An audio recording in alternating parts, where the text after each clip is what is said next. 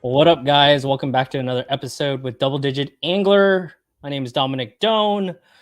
If you guys want to listen to anything kayak bass fishing or bass fishing in general, we got stories, we got education, we got tips and tricks and etc. Come through. We're here at least once a week live, and it takes me like a week or two to upload onto Spotify or Apple Podcasts. But today we have a very, very special guest. His name is Brandon Mays, aka the Bass Fishing Dude, on Instagram, and he has his own website with apparel top to the bottom of his websites.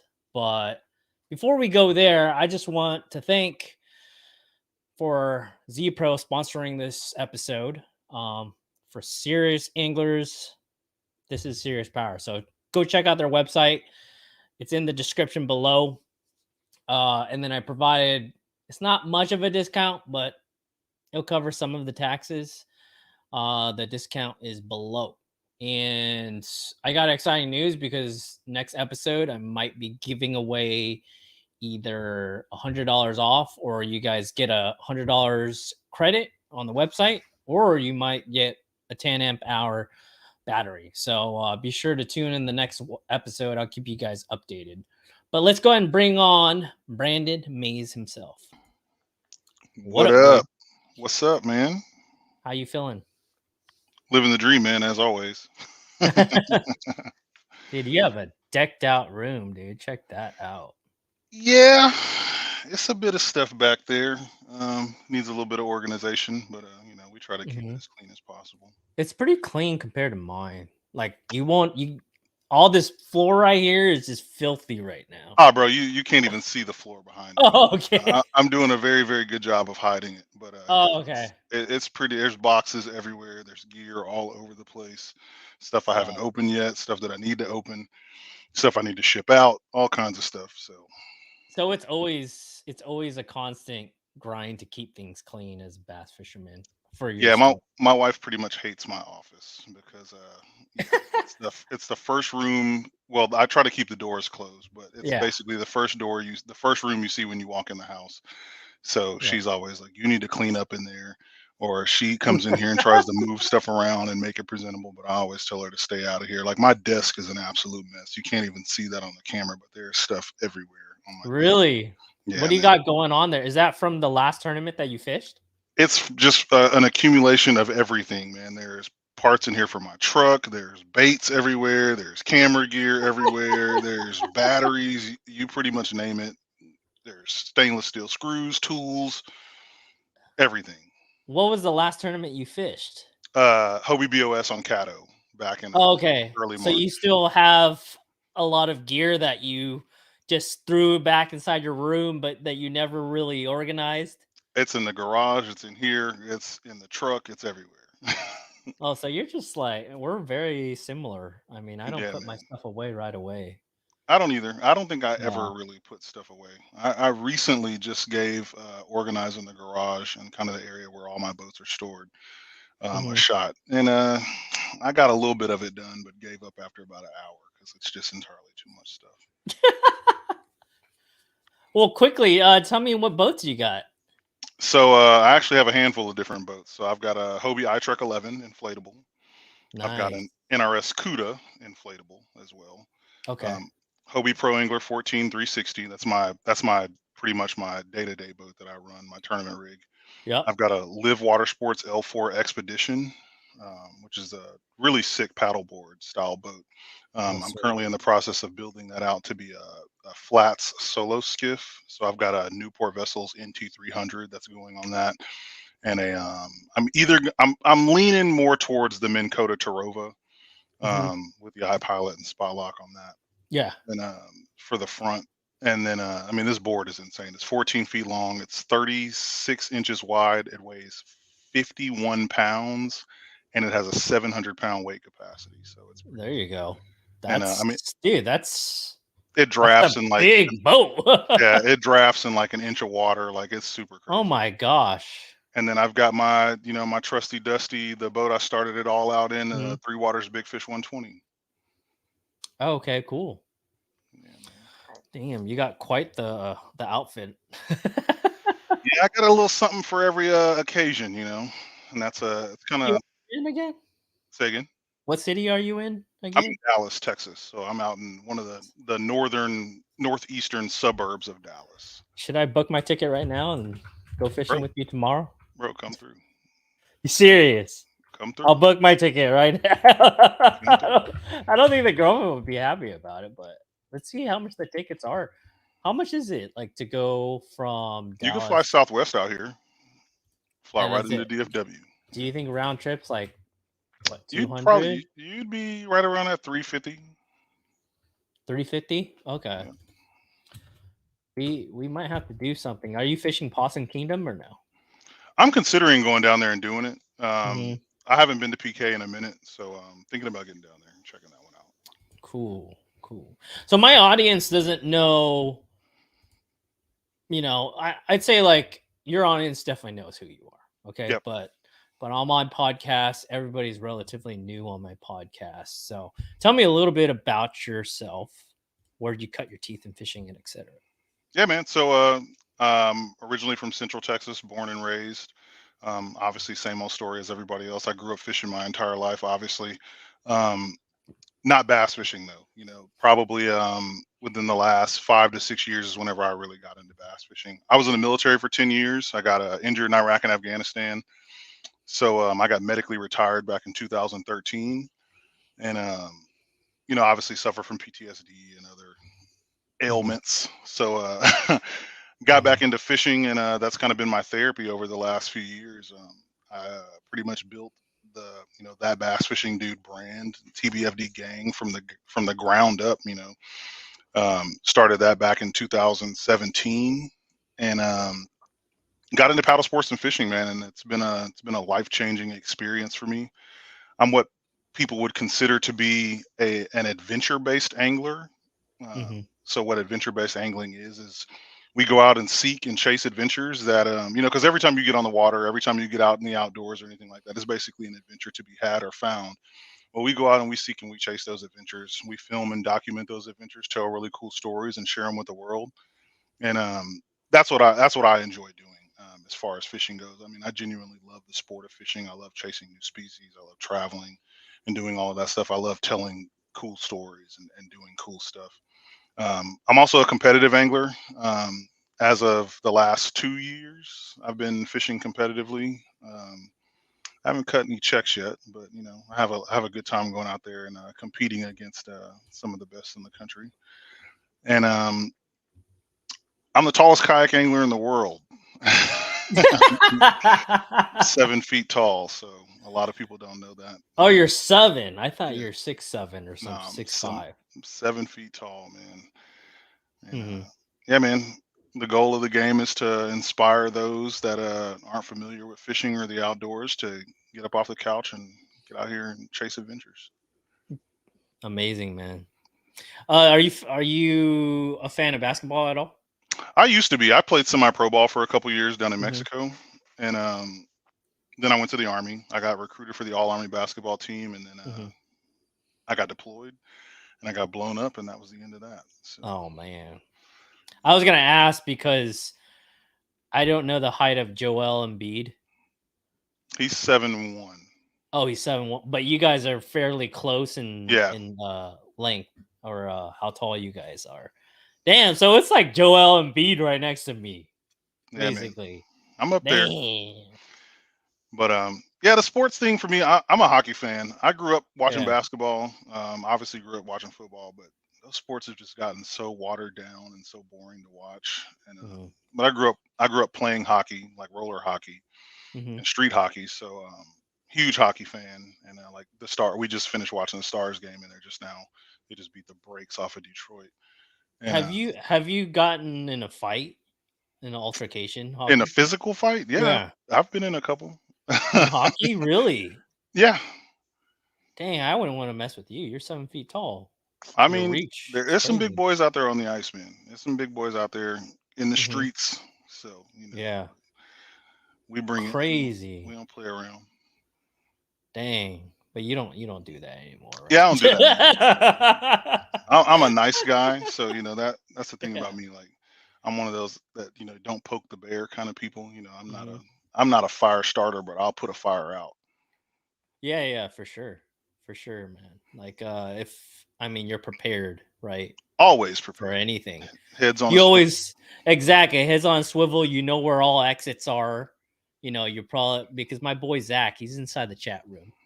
I don't know if you know Zach too, I've but seen Zach and Yak fishing, Yak and Zach fishing before. I've come yeah, across that username on Instagram before. he's my dude, and we fished the West Coast Championship, and we're at a Mexican restaurant, and he was just like, "I don't like where we're sitting, man. Like the corner, there's no exit, there's only one way out, there's no Yeah, back man. door out."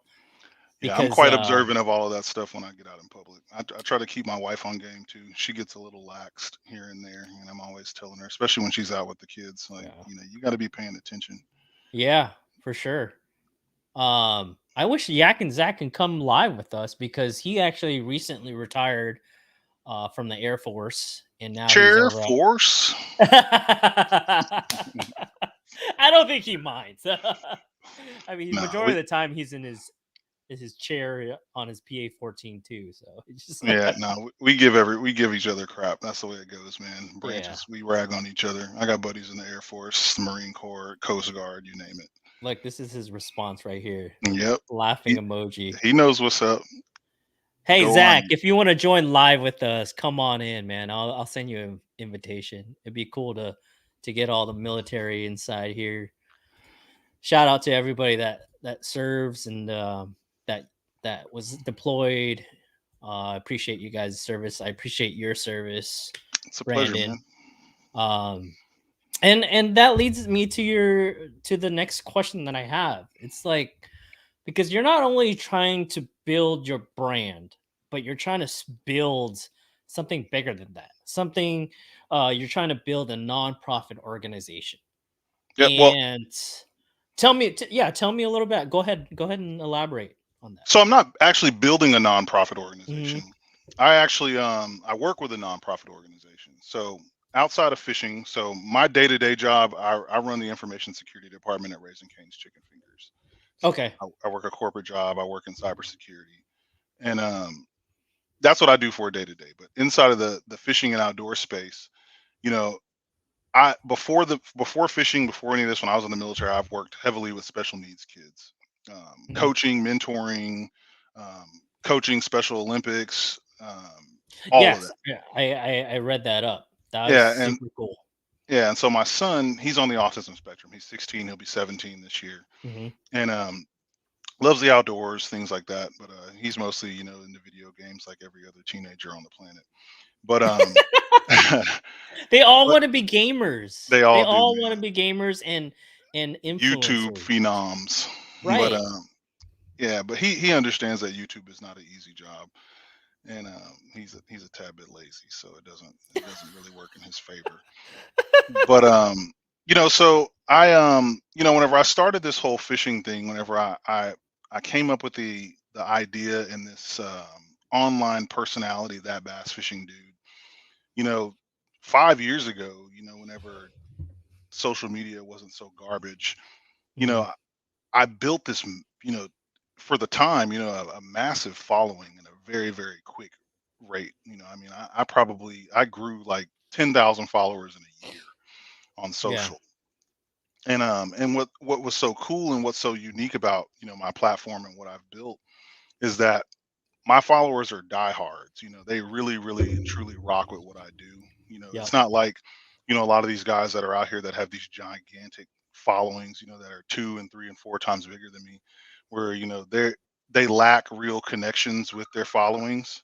Right. And so that's what's so different about what I do and what I'm able to do is that I'm able Mhm. to connect with people on a different level where they really support what I do and what I have going on. And that's what's been so awesome about all of this. But with that, again, circling back to the working with special needs kids, I partnered with a local nonprofit that's right here in DFW that supports teens and young adults on the autism spectrum. And it's one of those things where I could have partnered with, or not even necessarily partnered with, but I could have worked with, some big national brand, Autism Speaks, or one of the other big ones that are out there, and it would have been a drop in the bucket in comparison to what I can do on a local level, to help benefit an organization. And it's like, you know, big national brands, they get, millions of dollars on a monthly, weekly, yearly basis. And whereas, these local organizations are really untapped, and they seek and need support, in some way, shape, or form. And that's what I've been able to do with this organization. It's called Austin's Autistic Adventures. It's right here in DFW. Over the last 3 years, this is going on the fourth year. We've done a T-shirt campaign where we designed, a unique and awesome autism fishing related T-shirt that we sell Mhm. on my website, and we donate 100% of the profits made from that shirt to that organization. And over the last 3 years, we've raised over $16,000 for that organization. And Wow. and that's just literally just talking about the shirt, putting the shirt out there via my platform. Obviously people that support me sharing it, supporting it, buying the shirt. Is that uh, all organic most of the time? 100%, 100% organic. Yeah, Really? I'm not into the pay to play thing, and yeah, never been about that stuff. So it's all Wow. just organic reach, all just organic support. And then a secondary to that, what we've done over the last 2 years is we've done what's called the TBFD Gang Autism Day on the Water. And that's where we take that same organization, the kids and its families, the members and their family, check them out on a private lake. Mhm. And through all of my brand partners, like Mariner Sales right here in DFW, last Mhm. year they provided 12 kayaks. Um, Raising Cane's, my company I work for, they sponsored the food, so they provided 50 chicken finger meals and Mhm. sweet tea and lemonade for everybody. We had 50 people, basically 13, 14 kids and their immediate family, their parents, brothers and sisters that showed up to the event. And we give them a crash course in paddle sports and kayak fishing if they want to fish. And Nice. then we put these kids in a kayak, we throw a PFD on them, put a paddle in their hands, and we shove them off the bank and watch them go out here and make it happen. And it's literally Yeah, the just coolest eyes thing. on them and Bro, just it's the coolest yeah. thing in the world to watch it happen, man. And it's like it's one of those things where, because kids with autism, and kids that are on the spectrum as a whole, they're hyper vigilant. You give them instruction and you can see that they're absorbing every ounce of that as you're talking Mhm. to them. So it's just really amazing to put them on the water and watch them take that on like that, the way that they do. And what's been so awesome about it, again, is the secondary piece of this is that we've done this for 2 years. This year will be the third year that we do that, Mhm. but it's something that they look forward to year after year after year. When we came up last year, and they showed up to the private ranch with the lake on it and everything like that, the kids' parents were like, they have literally been talking about this nonstop since last year. And Wow. some of the kids, their parents were even like, it's gotten to the point where, I mean, these kids have never even been on a kayak. Outside of Mhm. the experience that they've had with us, they've never been on a kayak before. Yeah. So they immediately they took to it like a fish to water. And a lot of times the parents were even like, this has even got us considering buying kayaks for them, just Wow. simply because this is something that they would never experience anywhere else. And they have just been nonstop talking about it. So it's really awesome, man. It's really dope. Dude, you should be really super proud of what you do. Yeah, I And am, man. I hope you are, you know? I am. It's a humbling experience, and and it's a ton of fun. Mhm. And it's something again that I look forward to, year after year. Yeah, for sure. Now let's go off of a tangent because you're doing all these amazing great things for autism how do you pronounce it again? Autism. Autism. Yeah, Autism. autism. Auti- Autism. Jeez. Ah, word twister for me. But I see you I see that you inspire through your brand. Like, is there any and I want to bring on my surprise guest, by the way, Zach. What up, Zach? What up, Um, man? Yo, y'all hear me? Mic Yep. check. yeah, All it's a right, little bit cool. buzzy. It's a little bit buzzy though. Yeah, bro. Hey, you gonna deal with that one. um, how did you figure out with fishing you could inspire others to do the same? Like, was there someone that inspired you to go kayak fishing and use that to kind of help with your PSD after serving in the military? So, Like, who inspired you, or did you pick that up on your own? so the kayak fishing piece. So my wife is from Maryland, and Yeah. she grew up kayaking. I had never been on a kayak before. We actually owned a boat. We bought like a Okay. we had a big 27-foot Tritune, Yeah. and my girls were little, and they love to tube. Originally when we bought this boat, it was a family boat, but at the same time I wanted to use this boat to fish off of. Hmm. But I mean, it's literally a big 27-foot Tritune with a 150 Merc on the back. Like this thing moved. Like I mean, Yeah. a boat that big, like it hauled. And we would tube on it, and we would set it up in the middle of the lake, and it'd just be an island. And my buddy has a ski boat, and he'd pull the tubes around, and we would all Hmm. just hang out, big fam. Because I mean, you can put like 18 people on it. And my wife one day she was like, "I want to get a kayak." She hadn't been on a kayak in a long time, and she was like, "I want to get a kayak." So for Mother's Day one year, I bought her a kayak. I bought her an Ascend FS10T kayak, a 10-foot Okay. Bass Yeah. Pro Yeah. Shops kayak, and this thing is not by any way, shape, or form made for a person of my stature. Right. So we would mothership the kayak out with us on the lake wherever we were going or whatever, and we just slide it in the water. And we just pull into a cove or something, and she would just paddle off and do her thing, and I'd hang out on the boat with the kids. And then one day, I I was like, I want to give that kayak a try. The 10-footer. Yes, sir. And Oh my gosh, it's kind of a man, similar story to Zach's story it because he almost started off in a SS 107, I think, or yeah, 117. the Bonafide, yeah, those are Yeah. really good boats though. I mean, that's light years ahead of this Ascend FS10T though. But so we slid the boat into the water, and we were in this fairly shallow area. I mean, the area it was Yeah. probably about 6 feet deep across in most areas. Hmm. And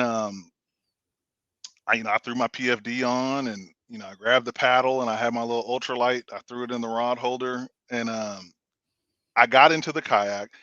And because the way my body is so big, like I couldn't even sit in the kayak like you're supposed to. Like it's a sit on top kayak, but I couldn't put because it's so tippy.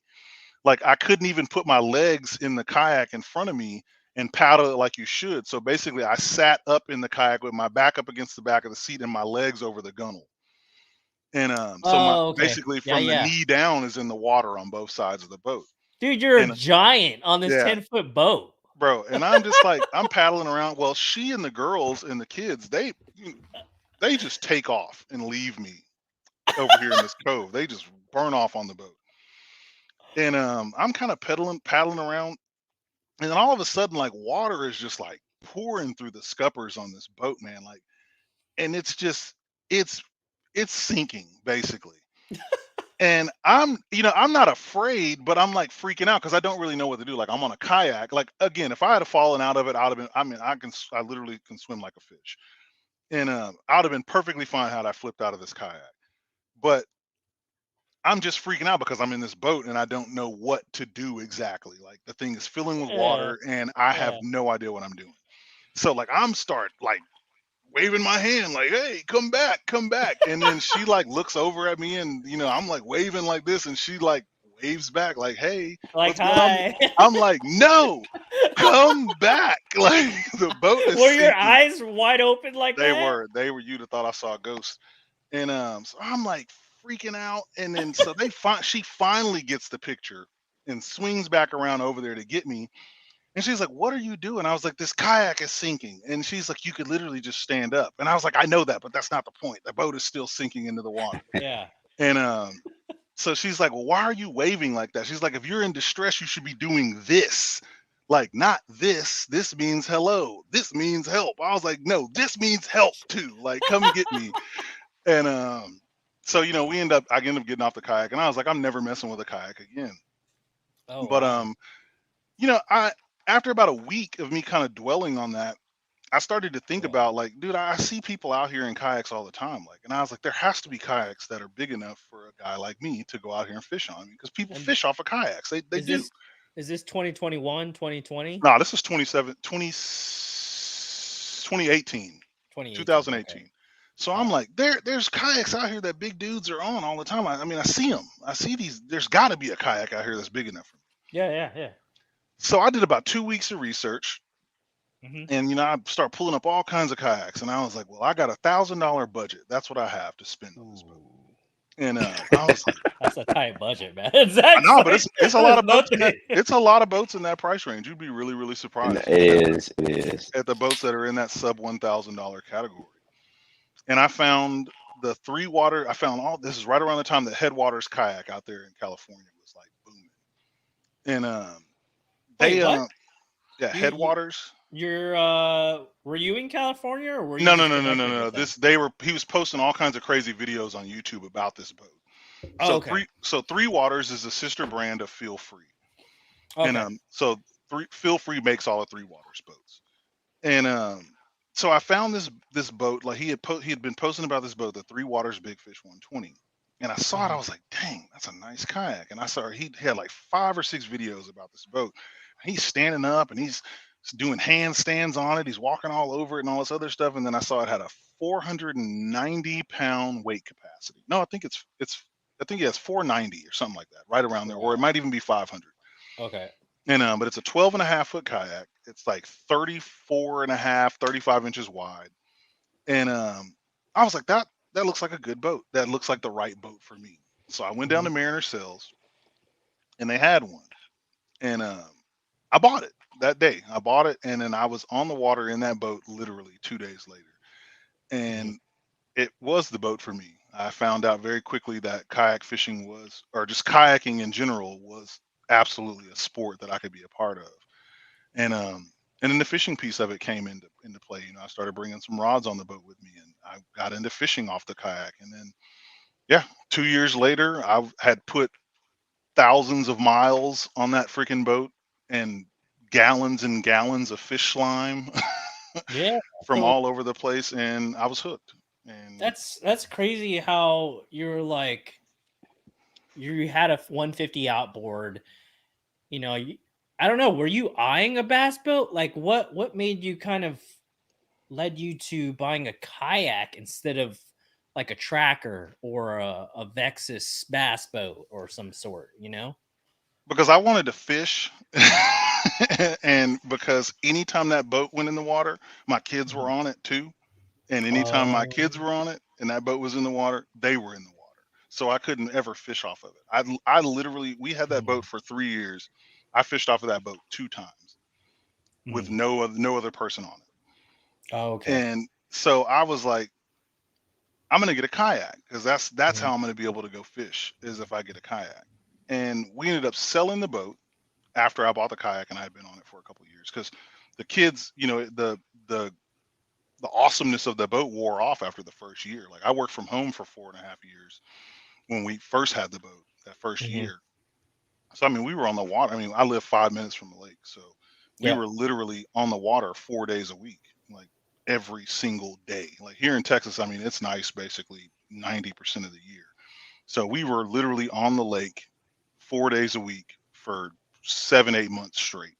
Just burned And out, huh? yeah, and then that second year, we only really used the boat about half the time. And Mhm. then that third year, the boat just sat. It never Oh went out. The wow. kids never even asked about it. It literally Yeah. just sat in storage. And so we ended up selling it. I ended up actually making money on it. I ended up selling it for more than I paid for it.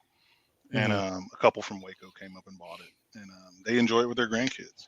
But as far as a boat goes, like, man, dude, they say a boater's, best time is the happiest moment a boater has is the day they buy a boat and the day they sell it.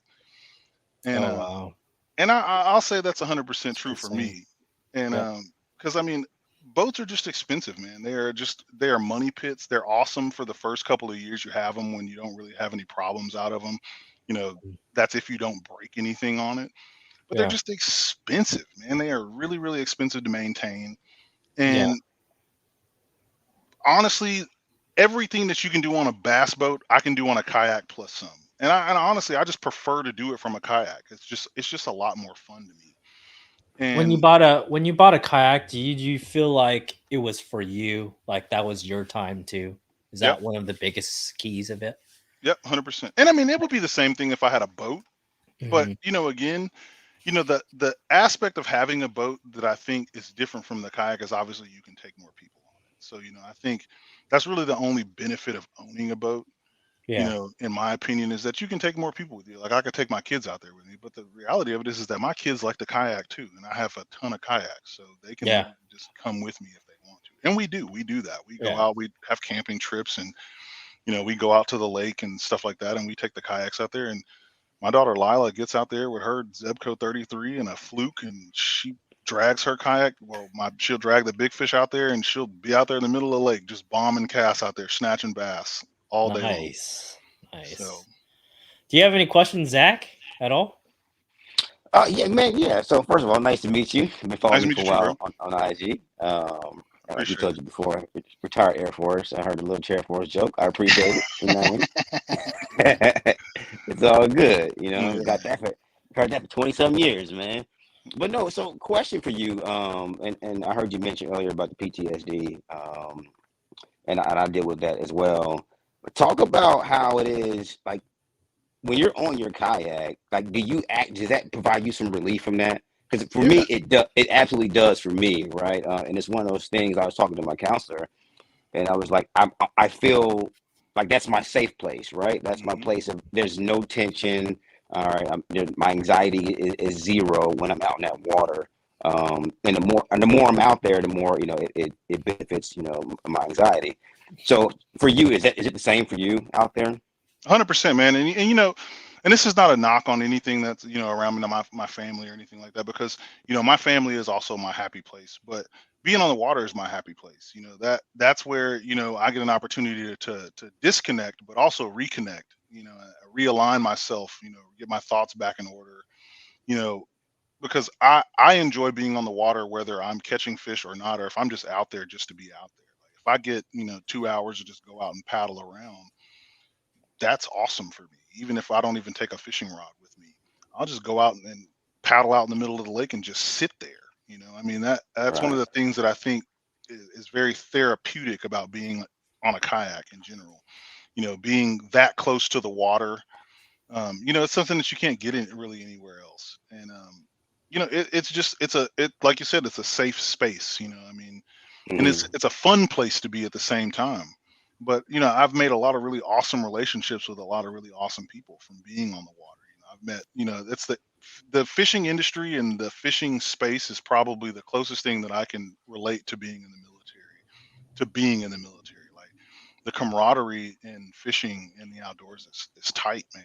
I've met people that I would literally lay my life on the line for, just like my brothers and sisters in arms, people that I Hmm. literally consider to be my family, from fishing. And it's incredible, man. It's been an incredible pivot coming from the military and getting into fishing, getting back into fishing, and then getting into paddle sports. And then being able to work in the fishing industry at the capacity that I do, it's been awesome, man. It's been a lot of fun, and it has definitely made a humongous impact on my life and also my family's lives. My wife notices that I'm a happier person whenever I get to go fishing. Because I can be that guy. Yeah, yeah, You yeah. can get a lot of pent up aggression and stuff like that. My kids stress me out. My wife stresses me out. People just stress me out in general. But I'm yeah, glad man. you're honest about that, I you mean, know? it's the truth. I mean, it's the reality Yeah. of it. I mean, life is hard. It's not Yeah, easy. It's not easy for anyone. Even though we've obviously been through a lot more than probably the average person has. It's yeah. still it's hard for everyone. But yeah, man, being on the water is definitely it's definitely a good place to be, and that's one that I enjoy. Word. When did you deploy?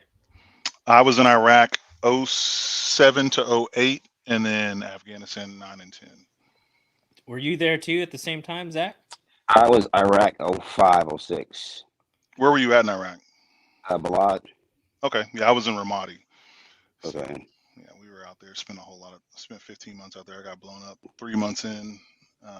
Broke my back and spent the additional 12 months in country with a broken back. Oh my gosh. Wow. You was in Ramstein though, right? No, I stayed in country. I was in Ramadi Really? the whole time. Yeah, they didn't ship me anywhere. They were like, "Here's some Motrin Oh. and some water. Have a nice day." Oh. See, that's why you should join the Air Force, brother. Can't do that. Yeah, man. Then people would be mad at me. Look, you could have been in Ramstein eating ice cream in the hospital bed. Well, I was when I Getting, was in Afghanistan. When I got shipped from Afghanistan at 9 oh, 11 okay. 33, I was over there. Well, I was in Launchstool. I went to Ramstein for a very, very short period of time. But yeah. Yeah, launch still. Okay, yeah. That's right. Yeah, that's where I was born in actually. Yeah. Okay. Are you retiring anytime soon, or Me? Ooh. yeah, I'm Brandon? medically retired. I medically retired in 2013. So 100% Okay. disabled vet, medically retired. So I Okay. kept all my benefits, all my military, medical, dental, all that stuff. Sweet. Family's taken care of forever. Is that the same for you too, Zach? Are you medically I'm in retired? I'm in a process of doing my VA stuff right now. So, I just retired a month ago, dog. So taking care of all that. But hopefully I get that 100% and then I'm chilling. Yeah, my brother, he did 22 in the Navy. He retired a year after I did. And he did 100% as well. It took him Hmm. about a year to get his completed, but he was with SOCOM and all that other craziness. So Okay. Yeah. he spent a lot of time over there. He was So actually you in Pakistan when I was in Afghanistan. He was right down the road from me. Dang. so you made a Yeah. complete 100% turnaround from blowing your back out, and then how long did it take you to recover from that? To go like, It's never recovered. It's still broke, but it's one of them things that we live with it, and it's pain that'll never go away. So you just learn to deal with it. what are some of the tips? Because I've had bank fishermen that are really curious in jumping in a kayak, but they either had a slip disc, or if they sit down too long, they're just Hmm. afraid that it's going to be a regret buy, and etc. What is your biggest tip for people that have back problems? Find That kayaks with want comfortable seats, and yeah. the Hobie Pro Angler is probably, in my opinion, probably one of the most comfortable seats, one of the most comfortable kayaks on the market. I've been in pretty much every boat in the industry. Mhm. And by far, the Vantage ST seat in the Hobie Pro Angler is probably the most comfortable seat in the fishing industry by far. It's got adjustable lumbar support. It reclines. You can adjust the seat back and forward. You can adjust the lumbar, bottom, and back. So I mean, Hmm. it's a ridiculously comfortable seat. And then you pair that with like a kayak cushion or something like that. I mean, Mhm. there's definitely options out there Yeah. to make your bum a lot more happier on the water. But I mean, I spend 12 hours on the water a day at times, man. I've been out on Yeah. the water literally sun up to sundown and beyond, and never a complaint. But I also Really? stand up and fish a lot as well, so I'm not always sitting. But yeah, Yeah. man, finding a kayak that has a really good comfortable seat, and the big three, when you look at Native, Old Town, Mhm. and Hobie, those are pretty much the more comfortable boats on the market. I mean, obviously they're more expensive than the other boats because they're the big three for a reason. But Yeah. yeah, I mean, those are the ones with the comfortable seats. But I mean, again, New Canoe makes a comfortable seat if you can get past that swivel, and then um, Bonafide absolutely for a paddle kayak, definitely number one in the paddling space as far as seat comfortability goes. The Bonafide Mhm. SS127 is definitely a comfortable seat. Yeah. So Yeah. Do you stand up maybe half of the time and sit half of the time? it How do you varies. go about? Yeah, Do you have a bow mount, or do you have stern mount? no trolling motor, no trolling motor. No trolling Um, motor. Okay. so it varies, man. It's really situational. It just kind of Mhm. depends on what I'm fishing and how I'm fishing. Yeah. But obviously moving from spot to spot, I'm typically sitting. Unless I'm in like some shallow, skinny backwater stuff Okay. where I'm standing up and paddling through or something like that. But Mhm. I mean, I stand up and fish a lot. Um, Unless it's just like ridiculously windy or something like that, then I'm sitting the majority of the time if it's like ripping wind. But Okay. if it's that 5 to 8 mile per hour, a little bit of chop on the water, and I'll stand up and fish all day. Yep. Do you have anything to add? Yeah, Zach. No, I just wanted to second that the cushion. Like, so I told you before, like my L4, L5 is gone, S1 is all jack, all that stuff is there's nothing there, right? So Yeah. for me, when I bought my Hobie, sitting down, when I got off at the end of the day, my back was just it was like a soda can just crushed, man. Like, but when I put that cushion on there, gone, completely gone, right? Yeah, Oh man. wow. Yeah. So sometimes just adding that cushion to your seat. Okay, there he goes. Yeah, man. Some type of outside of just the seat itself, the cushion makes all the difference. Yeah. And it's definitely a huge benefit, Oh, especially okay, for I'm still those of there. us that are a little bit heavier, that are sitting, that have lumbar problems, even leg problems. That's one of the big Yeah. things. Mm-hmm. And also, when you think about just your seat position, also, because a lot of people don't realize this, but sitting flat like this actually causes blood to pool in your legs. Mm-hmm. It causes poor circulation through your legs. So you actually want to get your seat. So if this is the back of your seat where your butt would be, so here's Yeah. your back, you actually want your seat to kind of sit like this. So your butt is Really? sitting, yeah. So your legs have like an upward motion to So the your knees are your high knees up are up on the higher. hips. Yes, that Knees are higher promotes than the hips. yeah, that promotes better Blood circulation. circulation. Yeah, blood circulation in your legs, which is Nice. also going to mitigate a lot of the back pain and stuff like that you have on the water, and also That's why leg numbness, fatigue, all of that kind of stuff. that's why my girlfriend has a stool in the bathroom. Hmm. Well, Proper feet that up. yeah, that's to help with something else, but yeah, So, hey, it's the same concept though, man. same Like concept, same when you concept. sit down like that, like, you're cutting the circulation off to your legs, right? Like you Mhm. lose that you get that. That's what he's saying. So when you're angled up like that, your feet or whatever. Yeah, it's the same here, man. It works for me. Nice. Nice. Um so are you a competitive guy? Like not only like you're not just like paddling in the center of the lake. Is there something that drives you to fish these tournaments? Or is it kind of like another way to create more content for yourself? It's honestly not even about the content, even though people really love the tournament videos, man. For Yeah. me, when I got into the competitive angling, it was really just to solidify my skill set. And the reason what I mean by that is because I'm a social media personality. I'm a social media Mhm. fisherman, but outside of that, I'm an angler. I'm a real angler. And Yeah. I think that that's something that gets lost in translation with social media, especially in today's day and age, because there are a lot of guys that are out here fishing on social media. And it is really, really, really, really easy to fake the funk on social media. Man. It's so easy to fake it out here. And it's a lot of guys out here that are faking it till they make it. And it's a lot Mhm. of guys that have faked it until they made it. They've made it to an extent and they're still faking it. And Yeah. that's not me, man. Authenticity has always been, at the core of what I do. Obviously, a person of high moral compass. Having morals, ethics, and obviously keeping it real. That's always something that's been extremely important to me, and it shows through the content that I create. A lot of these guys that are out here that make fishing videos and things like that, it's always the same thing. It's just a human highlight reel. It's just hook set after hook set after hook set after hook set, big fish. Oh Mhm. man, look at that right there. Oh, crazy giant. It's the same stuff, man. And the reality of it is that anybody can go out here and do that, man. Like, you're not doing anything that's special or spectacular that any other person can't go out here and do. And I Yeah. mean, anybody can catch fish at the end of the day. Anybody can go out here and catch a giant bass. Anybody can go out here Absolutely. and catch a giant catfish. Anybody can do that. It's the Yeah. same thing that anybody and their grandma can come out here and do. But Right. where we shine and where I shine and what I do and what we as a whole is, I use that term we because it's more than just me and as a part of this.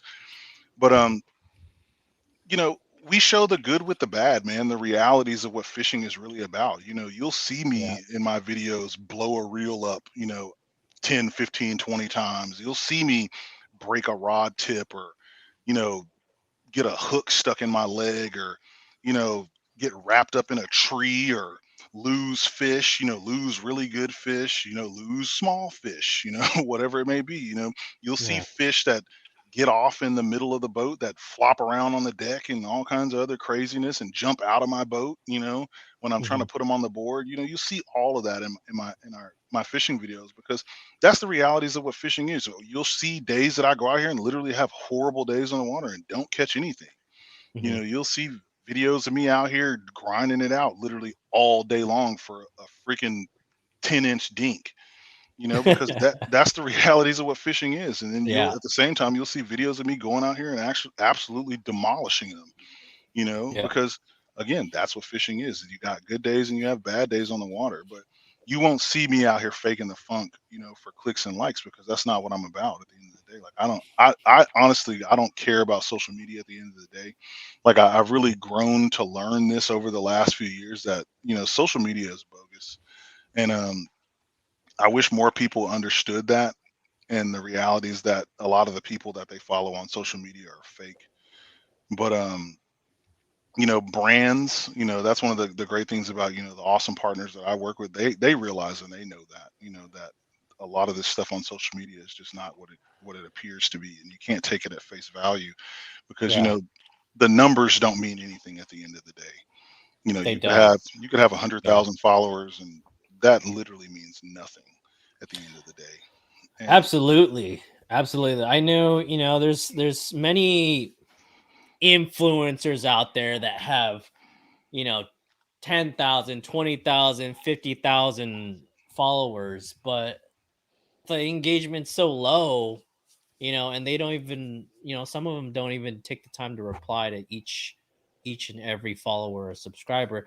I know it gets ridiculous at a time, but but it doesn't, man. it And doesn't it doesn't get ridiculous like you said, what I mean? It's it like, doesn't it takes no work at all, man. Like it yeah. and the thing about it Yeah. is that I respond and reply to everyone, literally. There is not a Yeah. post on my page that you can't go to and look at 20, 30, 40, 50 comments on there. And I've literally replied to every single person that's on there. And it's Yeah. not some, oh, thank you response. Like I have literally had full blown conversations like Mhm. I'm having right now with you guys, Right. with my followers. They will DM me and they'll ask me something and we go off on a tangent and we start talking about life and all these other little things. And that's what's important to me because, at the end of the day, you know I make it a point to be responsive to my followers because these are the people that support what I do. These are the people that rock with me. These are the people that care about what I'm doing. And at the end of the day, I at that very moment in time could be talking this person off of a ledge. You know what I mean? Yeah. You never know what this person is going through in their life or their lives.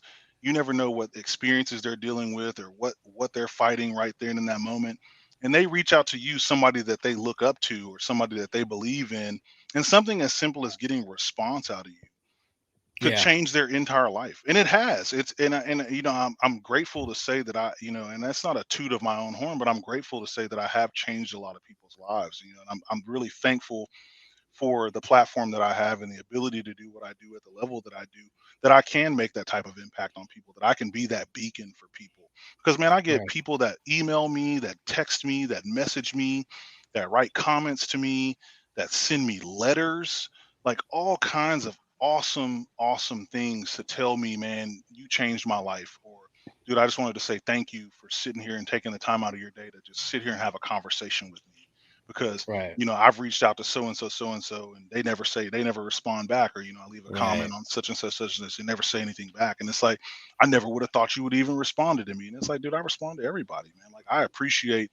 the conversations that I have with the people that I talk to on social because, again, I've made a ton of my friends from that way. I've got Yeah. literal friends that started from they just shot me a DM and we started talking and boom, we're best friends, and it's like I fish with these people all the time, or they've Mhm. met my kids and my wife, or I've met their wife and their kids. or whatever. Like we hang out and have barbecues. Like, bro, I mean, it's like legit. Like it's Yeah. the coolest thing in the world. Like, dude, I have people that stop me in traffic at stoplights, bro. That Oh, they're really? like, dude, like especially when I had before my truck went in the lake, and I had my old truck and it was wrapped. I saw that, man. Yeah, I was man. like, this must be like planned or something. Oh, it was absolutely not planned at all. And but like when my truck was wrapped, even before my Yeah. truck was wrapped, but because my truck is built a certain way that is very, very distinctive. Like especially here in Yeah. DFW, people know what my truck looks like, even before the wrap was on it. And dude, me and my wife would be driving to dinner or we'd be going somewhere, and we'd pull up at a stoplight and somebody would roll up and they'd be blaring on the horn, boom, boom, boom, boom, boom. I roll my window down. They're like, yo, they're like that bass fishing dude. They're like, I follow you. They're like, man, I got my kayak in the back of the truck right now, man. I can't wait till we go. He's like, I'm going fishing as soon as I get off work. Got my rods right here. He said, man, I love what you do. Blah blah blah blah blah.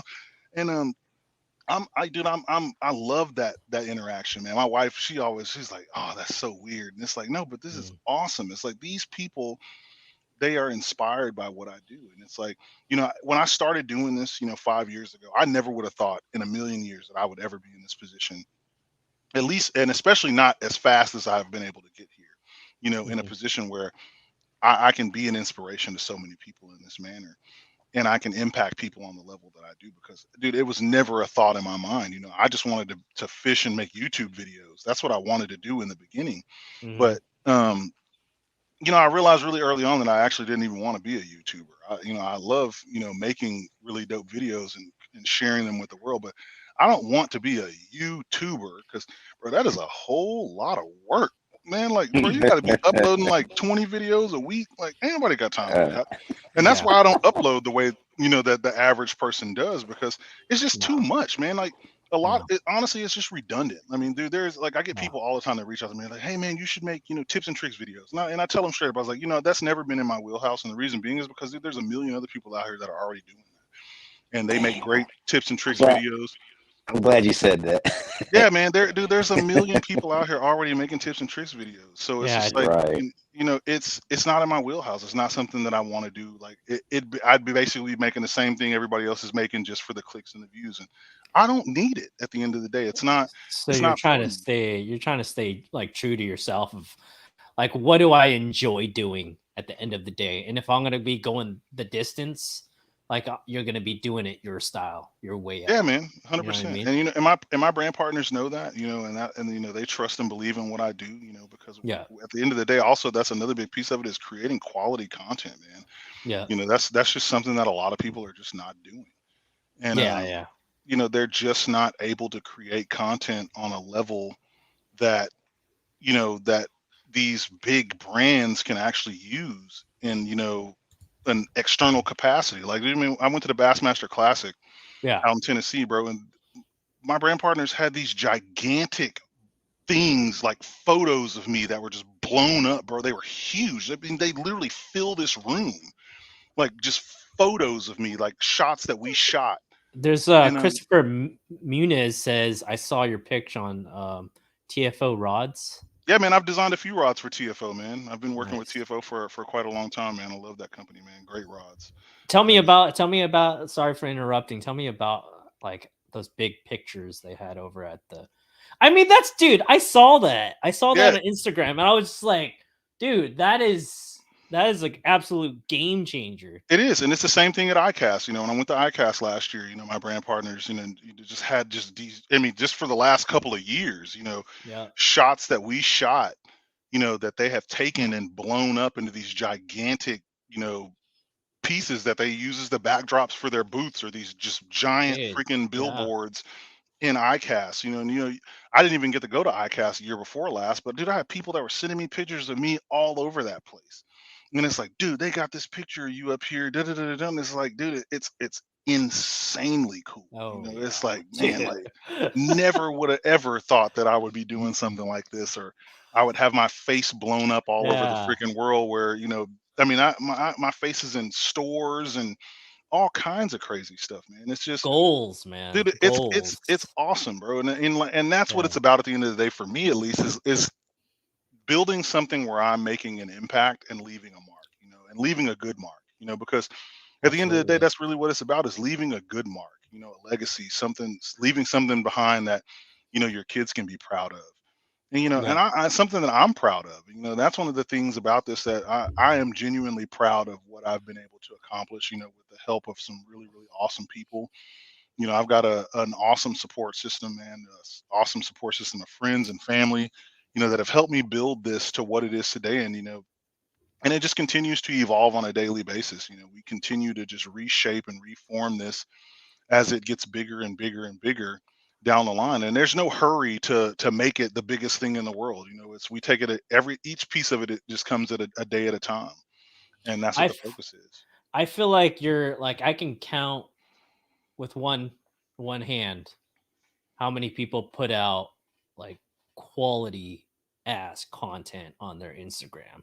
And you're one of those where you're just like, I ain't posting this photo unless it's shot at 2.8, 70 to 200 with a 20 to 40 megapixel camera.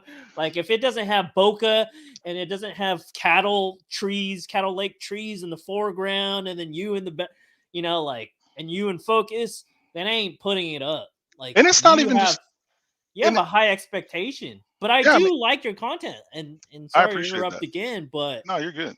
that photo of you eating, I don't know what it was. Was it a burrito or something like that? Nah, that's that That's right. like, That's that righteous felon beef jerky, man. That's killer. that's you. That's like honest content right there of you on the water, just doing something naturally and organic and taking Yeah, that man. and posting it up. You're not faking anything. Yeah, Everything's organic in there. I didn't even know my videographer even shot that photo. Like I was starving, and and I freaking ripped that bag open and started smashing on that.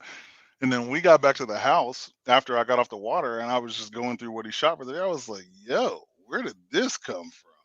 Yeah. And yeah, man. I mean, that's what the focus and the goal is, man, is to shoot quality content. And the reason being is because you know these brands are not going to take a cell phone photo and blow it up into Yeah. some giant photo that they can use somewhere else. They're not going to use cell phone photos on their websites. They're not going to use cell phone photos on, or GoPro photos on you know their flyers and in magazines and things like that. You may get away with that stuff somewhere, in some way, shape, or form, just on a minor level. But dude, when you get to a certain point, like you really have to focus on the quality of the content that you put out here, especially if that's what your goal is longevity in this space, and you want your stuff to be featured in different places and things like that. But at the same time, it's like, you know, that says a lot about you as a person as a whole. Is just the what you put out here into the world is like, you want to give that 110%. And my wife will tell anybody that talks to her, I put 110% in everything I touch, like, because I'm Yeah. very passionate about the things that I do, and I'm very I get like tunnel vision almost. It's almost an obsession for me. And fishing is like, I'm obsessed with it, man. So like I'm obsessed with creating quality content that people can relate to and that people can enjoy. And that's one of the other big things about like the videos that we create.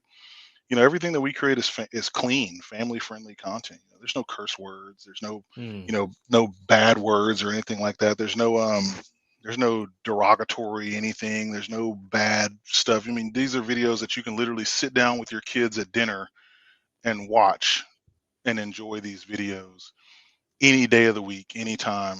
And your kids, whether they're babies to full grown men, whatever it may be, and women, it doesn't matter. You can sit down and enjoy a TBFD video and Right. either learn something from it or be inspired by it. Yeah. And that's what it's all about, man, at the end of the day. PG-13. Don't tune into my boy's channel, Cheeto. Then he's straight up cussing and everything, and oh my freaking gosh, throwing like 8-inch baits, 10-inch baits, 12-inch baits, just Yeah, I mean, flipping them. yeah, and I mean, there's nothing wrong with. I mean, like I said, I mean, the different strokes for different folks. But I mean, Yeah. you think about it. I mean, if you're trying to really make something out of this stuff and put it out there, and where you want this stuff to go all the way around. There's my boy Daryl right there. He's out in California. And but you should want to put out clean, family friendly content. Yeah. That anybody can watch and enjoy. Because I mean, think about it. You know, let's say they had a video of me playing at the Bassmaster Classic, or one of my Right. partners has, let's say Real Tree has a video of me up that's playing in the Real Tree booth at ICAST. They couldn't play something like that if every other word is an F bomb, or Yeah. whatever it may be, because it just doesn't look good. It doesn't look good for them. It doesn't look good for me. Yeah. And it's not something that they can share, and that they can put out there on their platforms to show other people. So Right. I say that to anybody that's out there creating content.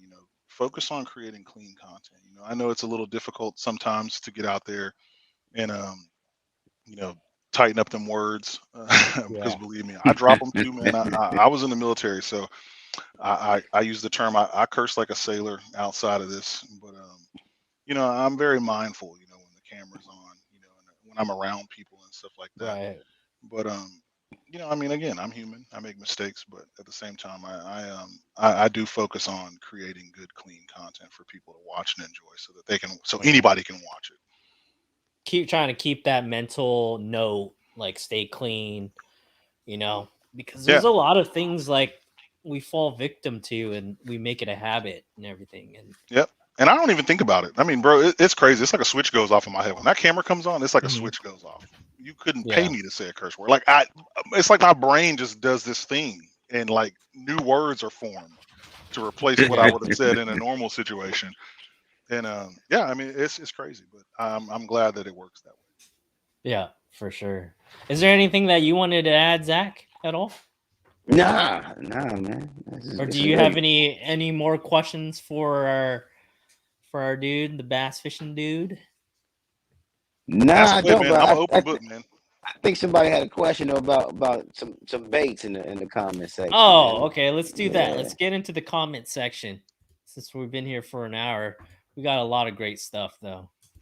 Um, Big Mac says, "Did I miss their top 3 go-to baits?" So tell me your top 3 go-to baits for this month and next month. So I don't And really do a monthly thing. So I basically okay, have I'll do 6 baits that I always have with me, no okay, matter no matter where I'm fishing, no matter what time of year I'm fishing, and no matter when I'm fishing. uh I huh, always have a deep diving crankbait with me. So I throw a lot of I only throw Rapala hard baits. So I have okay, a DT 14, 16, 20. That's on one stick. So I have that on a 710 medium heavy glass. Um, I have a medium to shallow diving crankbait with me. That's on a 7.3 medium glass. So I have basically a DT10 down to a DT4, um, which is on that rod. I always, always, always have a swim jig tied on. I always, always, always have a drop shot with me. I always, my always, dude. I, Yeah. I always, Mm. so I got deep diving crank, medium to shallow diving crank, Yep. swim jig, um, Drop shot. drop shot. I always, always, always, always have a jig with me, meaning so a football jig, usually anywhere from um, a half to 3/4 ounce jig. Football typically is what I'm Hmm. usually throwing, and I'll change that out for like a flipping jig from here and there, half-ounce flipping jig, but it's typically a half to 3/4 ounce, or even up to a 1 ounce football jig. And then I always have a flipping setup with me that usually has a worm on it, a paddle tail worm. I can't give you the Okay. juice on my worm because it's a homemade worm, but I Yeah. I always have a paddle tail worm flipping setup with me that I use for flipping. Those are the 6 baits that I have with me anytime I get on the water. It doesn't matter what time of year I'm on the water, doesn't matter what lake I'm fishing, and it doesn't matter what I'm doing. Those are the baits that I always have with me everywhere I go. And those are the 6 sticks that I carry with me all the time. I thought it was going to be super similar to what Zach normally throws, but then once you start getting into the drop Yeah, shot, you lost Zach me. was like, "Nope, Check I ain't out. tying that Yep. up." And the Yeah. thing about that is that way that I have that set up is like, I've really dialed in that kit from competitive angling. That's Yeah. where I've really learned to dial that kit in. Because before, I was that guy that would have 12 rods on the boat at all times. Hmm. I have the ability to carry an immense amount of tackle with me. I'm that guy that has the entire Bass Pro Shops tackle shop with me basically at any given time.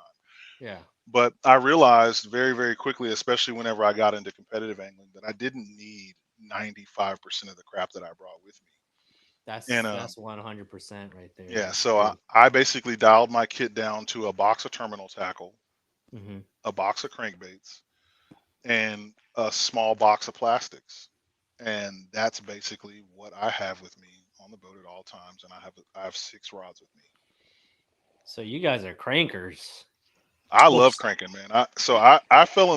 I fell in love with cranking probably 2 years ago, Mm-hmm. and I really made it a point over the last like about the last 2 years to really, really work on my offshore fishing game. I love offshore cranking, man. Like Mm-hmm. offshore, like finding bass suspended in like 50, 60 feet of water on like standing timber. Like I'll go out the fork and bro, I'll get out there in 45, 50 feet of water and find bass that are suspended right in that, you know, 14 to 25 feet, Mm-hmm. bro, out there in that wood, and I'm just cranking through that stuff and just eh, toe tagging everything moving, bro. And it's a blast, man, dude. It is the funnest thing in the world, man. Like that bite is just different. And it's the same thing with like a jig, man. Like I've always really been dialed in on the jig bite for years, man. It's another really, really fun bite, whether it's, flipping docks or again offshore jig, throwing a football jig offshore or, running points or whatever it may be, or even just running a jig around in timber or rock or whatever it may be, grass, dude, it's just a really, really fun bite when you feel that thump and that rod just doubles over and you just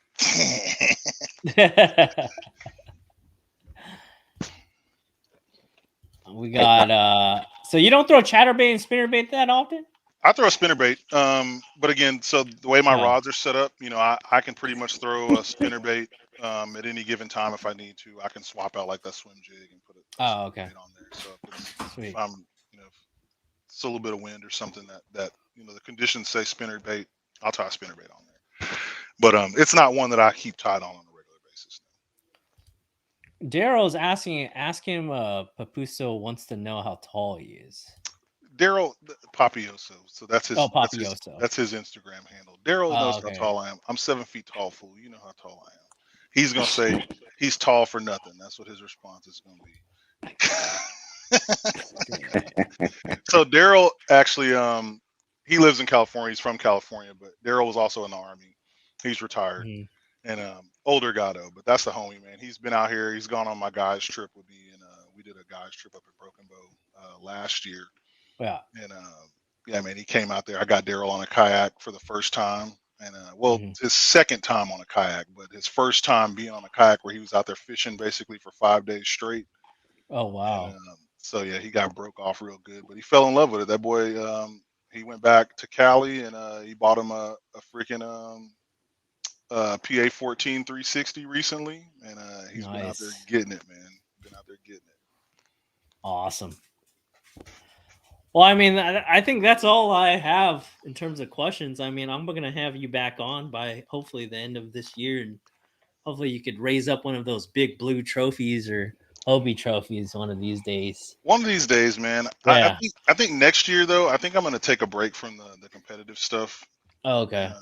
I'm really gonna get back to just to the adventure stuff, man. Because like the Yeah. adventure chasing, it's been neglected over the last like year or 2 years, just simply because the tournament stuff just occupies so much of my time, and it's fun. I don't Oh, get me yeah. wrong, I love the tournament fishing. It's a blast. I mean, I've met so many awesome people, and been to some cool places and stuff like that, but I really miss, just this getting Yeah. out here and chasing some dope adventures, man, and Yeah. traveling. That's one of the big pieces of it because the tournament season for me is basically the first half of the year, Hmm. and that's when the fishing is really the best all over the country. And it's like Yeah.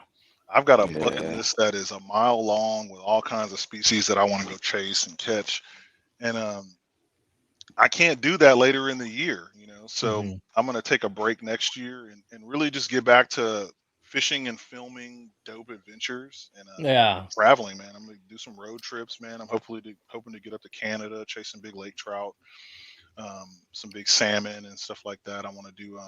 I'm obviously also. I'm a very very well vexed angler across the entire spectrum of fishing. So I fish conventional. I fly fish. I also fish big baits. As you can see, Oh, I have a cool. ton of big baits hanging up on the wall back there, and so I do a bit of everything. I've always had this mentality of you never stop learning. You really kind of learn that in the military. You should always be learning something new. Yeah. And furthering my angler skill set is done through just learning as much as I can about every way that there is possible out here to fish. And I want to experience all of that. And that's one of the things. Again, I love fishing, so I love the aspect of everything that fishing has to offer. So, I have a goal. I want to check off 25 species on the fly, and Mhm. not just freshwater stuff. Like Yeah. I want to go catch some Ocean. stuff in the, Yeah. salt, off a fly. Yeah. There's a lot of really dope stuff that I want to do on the fly. But yeah, man, I want to get up to Alaska and chase a big sturgeon. That's something I want to knock off the bucket list. I want to go get me a big 50 Yeah. inch muskie. All kinds of just dope stuff. There's something about it, like not having the pressure to like succeed in these bass fishing tournaments.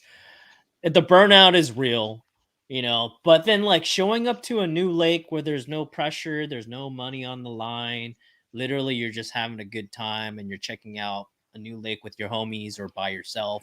There's something about that that's just brings you more towards it. It's Yep. more addicting in itself. Like Yep. I And can only imagine. Yeah. and I'm a super competitive person too. So Right. don't take this the wrong way, but like with the competitive stuff, I look at it the same exact way. I don't, yeah, there's money on the line, but at the Yeah. end of the day, like I'm just out here to have a good time. And I think that's where a Right. lot of people that get into tournament angling and they get out of it because they realize that they don't like it. And I think Mhm. the biggest reason is because they're not having fun. I think Yeah. people have forget how to just go out here and just have fun with the fishing that you do. You Right. go out here with the Yeah. mindset that you're 9 times out of 10 you're probably going to donate your money to this trail, Mhm. and you're not going to come home with anything, and that's fine. But if you just go into it with an open mind and the mindset that I'm going to go out here and I'm going to fish the way that I know how to fish, the way that I love to fish, and I'm just going to have fun at the end of the day, and I'm just going to go out here and do my best. I'm just going to try to put 5 fish in the boat. I don't care about winning the tournament because that's the way I look at it. I could care less about winning the tournament. It'd be awesome to cash a check, but at the end of the day, I don't care about cashing a check or winning the tournament.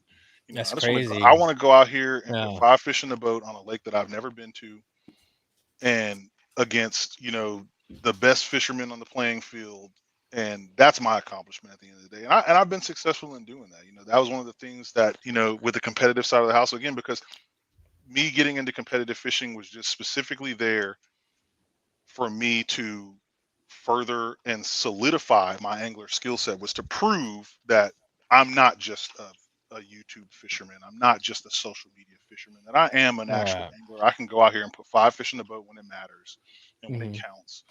And that's what it's about, Yeah. because that's what it is at the end of the day. I'm a fisherman. I'm an angler at the end of the day. I'm not, Right. and yes, at the same time, I am a social media personality. I am a YouTube fisherman. I am a social media fisherman, whatever you want to call that. But at the same time, I go out here and I can put 5 fish in a boat. I can outfish a lot of people when Right. it comes down to it if 100%. I Yeah. needed to. Right. And but at the same time, I have fun doing it because that's what it's all about. It's fun at the end of the day. It's all about the fun. It is, and if you're not having Because fun at the end of the yeah. day, what's the point in doing it? Yeah, exactly. Yeah. Yeah, that's what I was getting ready to say, man. Like at the end of the day, none of us, and it's probably 99% of the people who kayak fish got into kayak fishing to compete. We got into it to have fun, to Yep. relax, right? And then Yeah. we all eventually make our way to tournament scene. Yep. You know what I Yeah. mean? And it's not for everybody. And then you, like you Yeah. said, you lose sight of why you got into it to begin with. So Yep. it's good that you taking a break and going back to just, I want to just go have fun and do what Yeah. I want to do on my time. Yeah, and Right? I mean, Like so. and again, I don't take that the wrong way, because again, I have a blast with the tournament stuff, and it's Yeah, not. yeah, yeah, yeah, I'm yeah. not taking a break from tournament fishing. Like I'll still do like some tournaments, like maybe a local derby or here and there or whatever, something cool that pops up. But it's just one of those things. Like I said, it's just really about the time. Like I want to travel. I want to get out here and go to different places. In March, whenever the Mhm. fishing is really good at this place. But Yeah, you don't want to or force yourself yeah, into a corner. exactly. Like Yeah. I get a lot of PTO, but at the same time, like if I'm taking days off to go fish this tournament, so and so, like man, I could be up here The fishing and Bahamas. yeah, and checking this species off the bucket list for those same days this time, and Yeah. I don't have to worry about Yeah. doing this tournament stuff. But you know that's kind of where my head is at. But at the same time, I get to still go out here and film and tell really dope stories. My brand partners, they want me to come out and do stuff like again, my partners want me to come up to Scott up to Vancouver, Mhm. Canada, British Columbia, and stuff like that to do some fishing. They want me to get down to the Keys and do some fishing. They want me to get out to the East Coast and do stuff. They want me to get out to the northern East Very Coast. cool. Yeah, So yeah. it's just all these different opportunities that they want me to get out and fish. But the tournament scene occupied a lot of that time, where a lot of the best times to do that Oh, stuff is see. during those time frames. So it's like, I was like, oh, I'll just shift gears and I won't fish as many tournaments, or I just won't fish any tournaments next year. It's not a big deal. Like, Yeah. I'm not saying that I'll never fish another tournament, because I will. Because I mean, again, I love it. It's Yeah. fun. Like, I enjoy going out there and fishing a tournament. Again, I'm donating my money 99.9% of the time, but it's just fun to just get away and go out there and just give it a shot. That's what I I enjoy. should have put a clickbait poster image. The bass fishing dude is quitting bass fishing tournament. I'm done. It's like an AP Bassin video. Yeah, I well, that's the quit. thing. Like most of, the vast majority of my platform, that's where they found me, was the adventure fishing. And I'll tell you Mhm. this dope story, because I tell it to everybody. Okay. When we talk about the aspect of inspiring people, to get out here and get into kayak and paddle sports. It was a couple years ago. Me and my best friend Charlie, we had just gotten off of this lake that's up north of us. It's a smaller lake, but it's a really good fishing lake. It's got a lot of pressure on it lately, but it's a really really good fishing lake. And we come pulling our boats up on the bank after we got out the water. We've been out there fishing all day long. Hmm. And this older gentleman, man, this guy's probably 65, 66, 67 years old. Older black guy. He comes rolling up on autopilot 120. And as he's pulling up to the bank, I yell over there to him. I was like, "Hey man, how'd you do out there today?" He was like, "Oh, not too bad." And he drags his boat up on the bank. He's like, "How'd y'all do?" And I was like, "Oh, we caught a few." And any day on the water is better than none. He's like, "I heard that." And he's standing there and he's pausing. Me and Charlie are just kind of chit chatting back and forth. And he's standing there with his hand on his hip and he's looking. And he points over and he says, "You're that bass fishing dude, aren't you?" And I said, "Yes, sir, I am." And he says, "Man," he said, "you're the reason why I bought this kayak." And Dang. it's like wow. It's like Yeah. it's like a punch in the chest. And I get chicken skin every time I tell that story, because it's probably one of the most incredible face to face moments that I've had with a person in a long time. Yeah. To have a grown man, because I mean, again, we're men. We're prideful beings. When you think Yeah. about, it's hard for us to put our pride to the side in a lot of ways, but Not for me especially, though, man. I cry. yeah. I'm a crier, bro. But I mean, I but watched Netflix, dude. I watched Netflix last night, 11:30 p.m., and I was watching Beef, and the character died, and I was going through hard times, dude. I was crying. My girlfriend was asleep, and like I didn't want her to catch me crying again. But yeah, hey, but it's like we're prideful, and it's hard for us sometimes to put our pride to the side, especially to tell yeah, another, you took the time out of your day, this grown yeah, man, this 67-year-old man that grew up in an era of tough men, tough skin, yeah, put his pride to the side enough to walk up to me, another grown man, and tell me that I changed his life, that I inspired him to get up off of his couch, go to a kayak outfitter, spend $4,500 on a kayak, a yeah, battery, a PFD, and everything else that he must have needed to get on that kayak and get out on the water on that thing. yeah. Drag that big old heavy boat down to the lake You ain't and get out lying. there and fish out of it all day long. There's a lot of You actions that take place There's a for lot of him to actions do that take that. place in that for you to Yeah, do that. You put this prideful man walked up to another grown man and told me that. And yeah, it's like, wow, man, it's like that's the solidifying moment for me. And I've had many of those moments, over the years, many of them. But and they all stand out to me in one way, shape, or another. But that one has always stuck with me. Yeah. because it's just incredible to see that happen. And it's like, you know, that's why I do it at the end of the day, because I Right. want people to do something that's life changing for them. I want people to get out here and experience this and enjoy it and love it the way that I love it. I genuinely love the sport of paddle sports. I genuinely love kayaking. I genuinely love kayak fishing and just fishing in general. Like, I love being in the outdoors, and I want people to enjoy it and experience it and love it the way that I love it too. Because it is an incredible place to be. Yeah. And I'm really, really thankful that man told me that day, because again, it's one of those experiences that, a lot there's not many people out here that can say they've ever experienced something like that. you Mm. know and I mean, I'm 38 years old. I'm not that old. But this guy that's twice my senior told me, a young buck, that I inspired him to get out here and go buy a kayak and get out here on the lake and fish out of it. It's pretty incredible, man. Yeah, it's very touching. I know what you mean, man. And I feel like there's a lot of people out there that just do it for all the wrong reasons. They do. It But is. but what you said right there is why I do it too. I mean, there was a time where one of the guys that bought my Old Town 120 PDL, he came down, he was in high school, and we always chat here and there. He kept my phone number and he just texted me like, "Hey, how do I measure this fish? How do I keep these fish on the board?" And then one day he was just like, "Hey, I drew this and I submitted it for my artwork in high school and stuff. Check this out."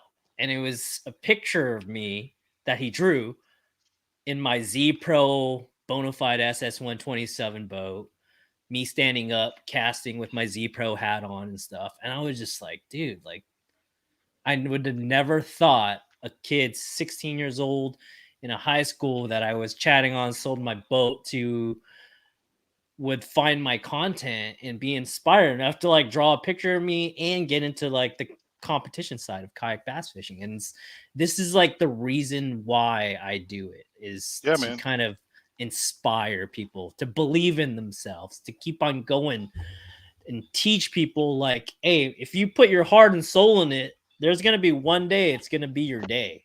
Yeah, man. And It's that's going to be why your day. it's extremely important that we, as ambassadors of the sport, Yeah. that we are constantly aware of our influence, because I hate to use that term influencer. Like, I know that Right. I have influence. I know that I can Right. influence people to do this and this, but I'm not an influencer at the end of the day. I'm an ambassador. I'm an ambassador of the sport of kayak fishing. And we, as kayak fishing ambassadors, we have a responsibility to make sure that we're doing the right thing, that we are leading Right. people and guiding people in the right directions and doing things for the right reasons at the end of the day, because there are a lot of eyes on us at the end of the day, and people are inspired by what we do. We are role models to a lot of people. And Right. there are just a lot of guys out here and gals out here that just really don't understand that. They have these gigantic social media followings, and for them it's just a big ego stroke. It's all Yeah. about clout and clicks and likes and all this other kind of stuff, but at the end of the day, none of that stuff means anything. It doesn't you have matter. it Who doesn't cares? matter at all. You have a responsibility to do the right thing, to Right. be a good role model to people, whether that was what you intended on doing when you started doing this in the first place or not. Whenever you built this giant platform and you gained all of this influence by doing what you do, you automatically inherited a responsibility to do the right thing and be a good role model. and Right. and that's what you should be focused on, is just continuing down that path of just being a good person, man, and continuing down the path of creating good quality content for people to enjoy, content that people are inspired by, and Mhm. be a good role model for people that they can look up to and reach out to, and continue to find balance in, and be relatable to them, because Right. that's really what it is at the end of the day. People see us, we're people of color. I don't know what your background is. I mean, you're Pacific Islander or Filipino or something. What are you, Dominic? Vietnamese, Hmong, and Laotian.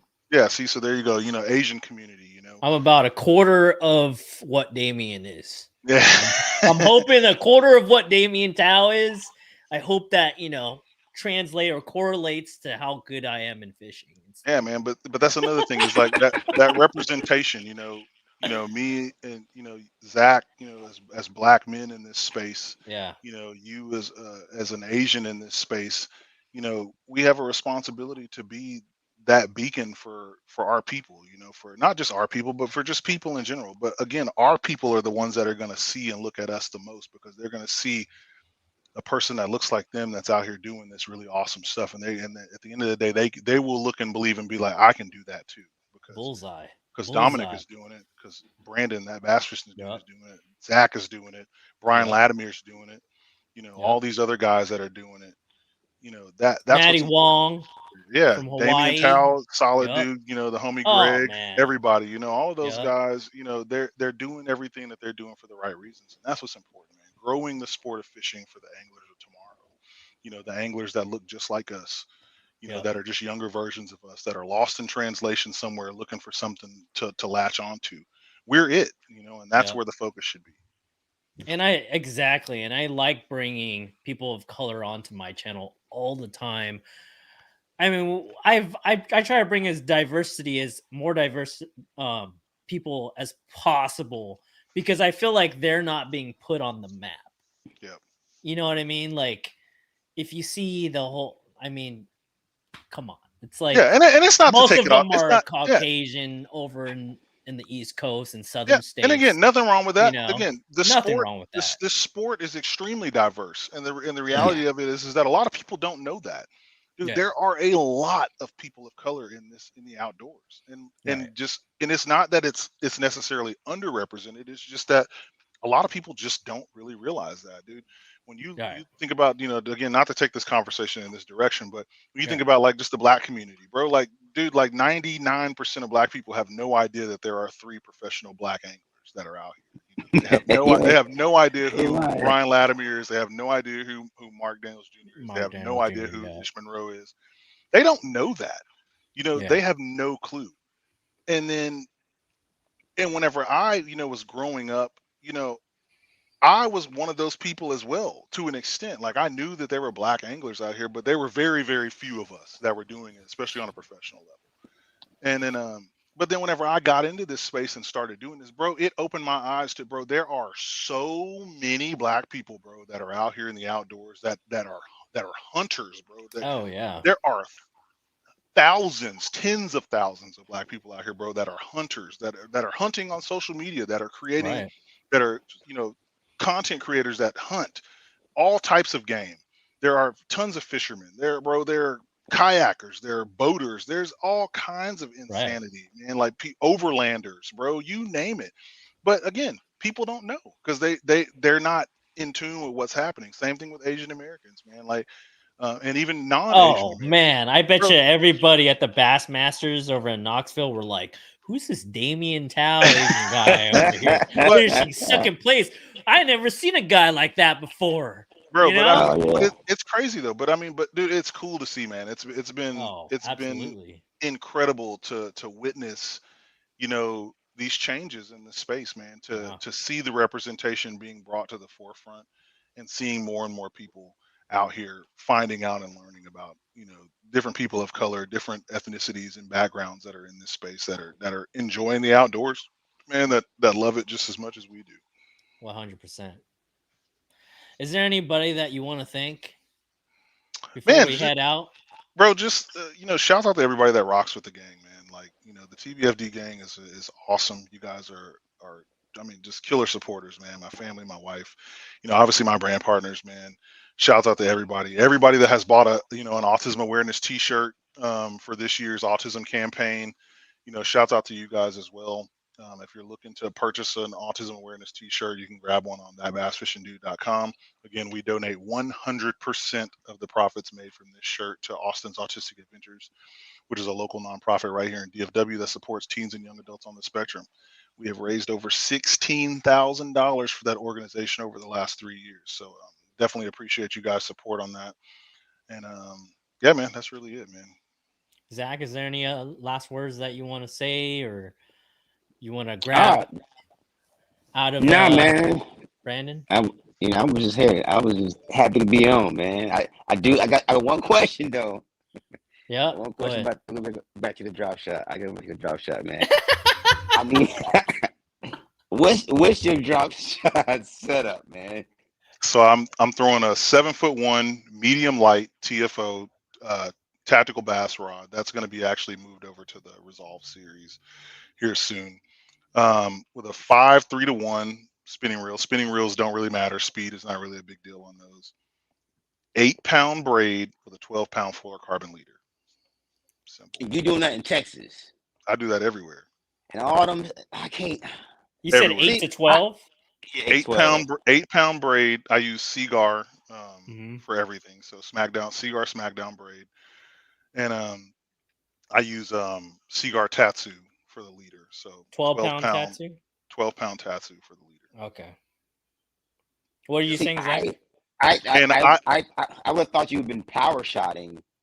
Bubba shotting, no?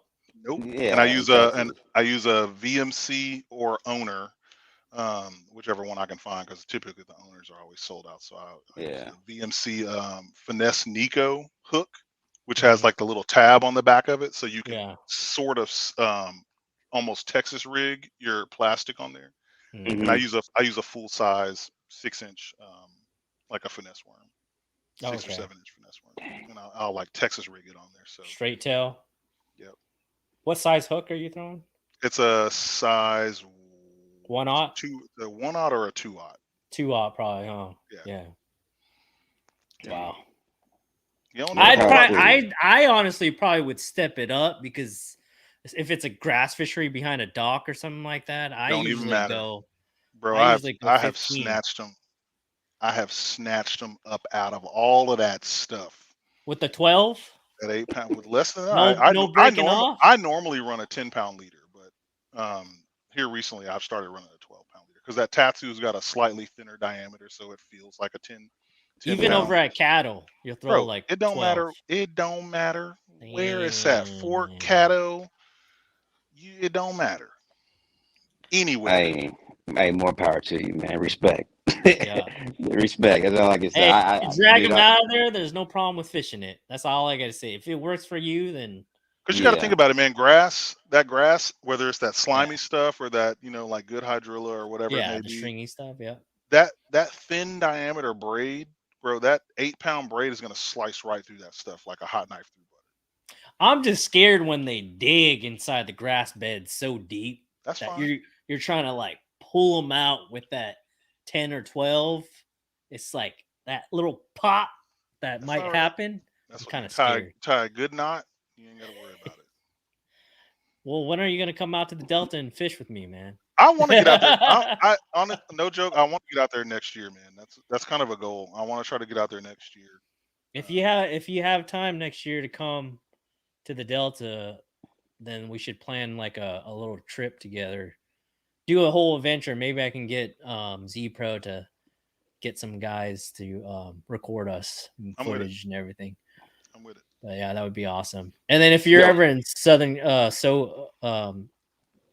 South Carolina, hit up Zach. I plan on getting back out that way too. Yeah, I was stationed out there. Yeah, I was stationed out there at Jackson, Georgia. No, I was in Savannah, Georgia. Okay.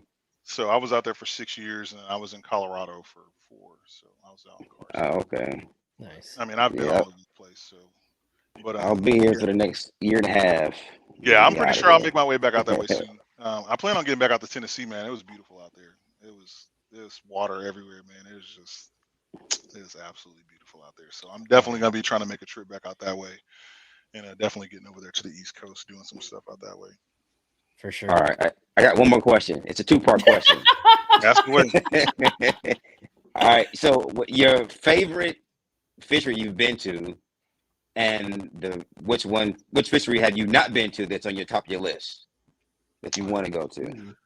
That's a really good question. I would really, really, really like to get up to Lake St. Clair. Like, I want to get up there and chase some trophy smallmouth. I got some buddies that are up that way that have been trying to get me up there for a while. So I would really like to get up that way.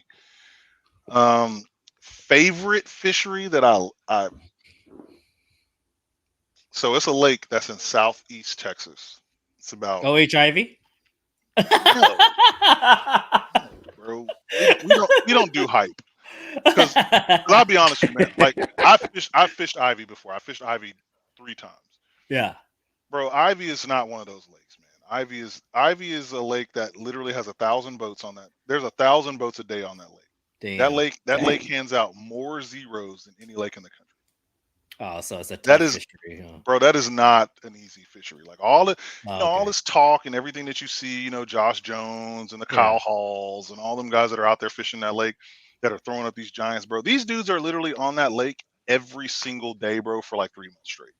Oh, And yeah. That's yeah, like me. they yeah, this is not a lake that you can just pull up on a weekend and go out here and just slap a giant. The opportunities are there, but bro, that you're talking about, they are fishing a very, very specific and very, very distinct pattern, and they Hmm. are offshore, way Yeah. offshore. And they're Yeah. and they're pulling these bass up out of like 30, 40 feet of water. These are Yeah. not this is not something. They're fishing a very, very specific area of the lake Right. with a very specific bit of structure and cover on it. You know what I'm saying? Like Yeah. this is not one of them lakes that you just pull up on and just go out there and just, oh, I'm gonna go Okay. out to Ivy this weekend and smack them, bro. And the thing about it is, there is nothing out there at that lake, bro. There is a lake in the middle of the desert with a gas station. There ain't no restaurant. There's no restaurants out there, bro. The gas station, they have a grill in there where they make burgers and stuff, Yeah. and they sell bait, and they have a certified scale in there to weigh share lunkers, and there's a trailer park out there. There is Oh, wow. nothing else out there, bro.